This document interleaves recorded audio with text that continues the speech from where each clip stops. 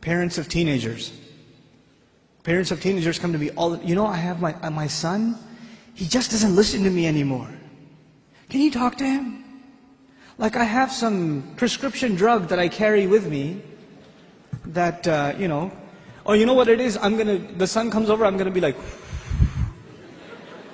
and all of a sudden, he'll be this amazing kid. But if you just talk to him, no. What if you talk to him? And where were you when there was time to talk to him? Let me tell you something I'm going to talk about parents first a little bit, then I'll talk about couples. And that's the only time we have. Two things. Two kinds of fundamental relationships. Your relationship with your children and your relationship with your spouse. So we'll talk about some very basic things in regards to both. When your children are when they're 5, 6, 7, 2, 3, 4, you know what the most important thing is? I have 5 of those, I could tell you. The most important thing to them is your approval. They want to make you proud, man. They want to show you what they did. I'll be on an important work phone call. And my son will come over, my 2-year-old will come over. Abba. Like, okay, hold on. What is it? Nothing. I'll go back on the phone and he'll start calling me again. I'll be like, okay. What is it? I want to show you something. What do you want to show me? That is it. But you know what I'm supposed to do? Oh my God, that's awesome. Do it again. I'll call you back. You're supposed to appreciate what your children do. They live for that. They desire that more than anything else. I have 3 girls. And you know the difference between girls and boys. Boys can't sit still and girls can't stop this. Right? So I pick my girls up from school. One's in 1st grade, the other's in 3rd grade. I pick them up from school. It's a 25-minute ride back home. And what are they doing the whole way? You know what happened today in class? We colored a dinosaur and we did this and that, and I was coloring it purple, but I decided to put in some green, and they're going on and on and on and on and on. And they cannot help themselves. And they cannot stop. And I have to pay attention and listen. I have to listen and say, oh, what about blue? No, I did only a little bit blue. Right? I have to pay attention. And you know why I'm saying all of this? Just one more story on the side, just to wake you up a little.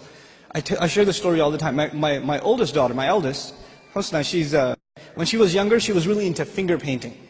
So she'd dip her hands in paint and just making a big old mess, right? And she brings this big cardboard to me. And it's a big blob of blue. I don't see anything, right?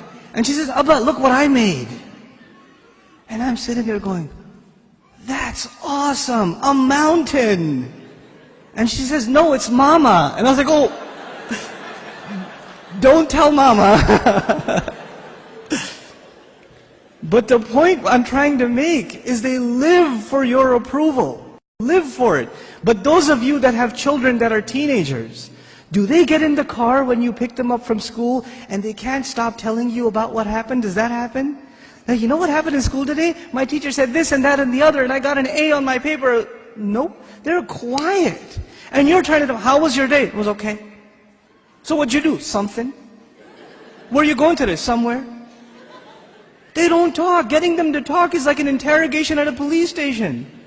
And they're not saying anything to you. And while trying to ask them questions, they're texting their friend, my dad is asking too many questions today. You know? I don't know what's up. Did you tell him something? What I'm trying to get at is very simple. At a younger age, your children crave your attention. And when they get older, you will crave their attention.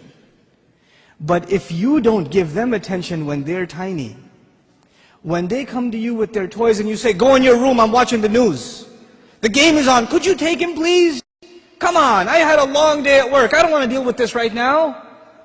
I have friends over, it's embarrassing, go to sleep, go get out of here. When you have this attitude towards your children, like they're an obstacle in your path, your job was at work, when you come home, you're on vacation. No, buddy, your job began when you came home. That's your job. What you did over there is just to fulfill your real job at home. Be a father. I'm talking to the men here. Be a father. Spend time with your children. They're not just there so you put them in school and you come home from work, you just want to go to sleep, you don't want to bother with anybody, you don't want to talk to them. And actually the easiest way to not talk to them is get them an iPod Touch and an iPhone and get them a computer and a laptop in their own room with high-speed internet, so you don't even have to look at their face. They could just be in their room all day Facebooking, finding themselves a new set of parents online. Seriously. Be a father, be a mother. Don't replace your motherhood and your fatherhood with these things, because if you do, when they become independent, you know what happens to most parents? To most of you, your children, they only see you as a bunch of dollar signs walking around. And the only time they come and talk to you, Dad, can I have $5? Actually, nobody asks for $5 anymore, right? It's 20s nowadays. And I know youth, they haven't seen money that small. They don't know fives. Can I have $20? Can I go to the mall? Can you drop me off? Can I go over to my friend's house? Can I do this? Can I do that? Can I do the other? When they want something, they come to you. Otherwise, you don't see them. And when they get to a certain age where they are old enough to make their own little bit of money, guess what? You're not going to see them at all. Because your cash register is no longer relevant.